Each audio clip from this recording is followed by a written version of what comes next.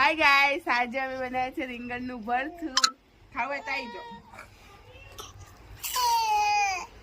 Cut કરી દે.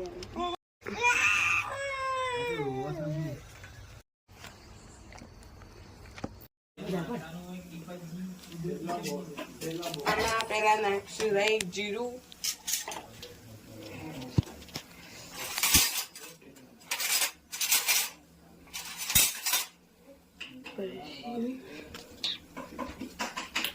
આ શું ના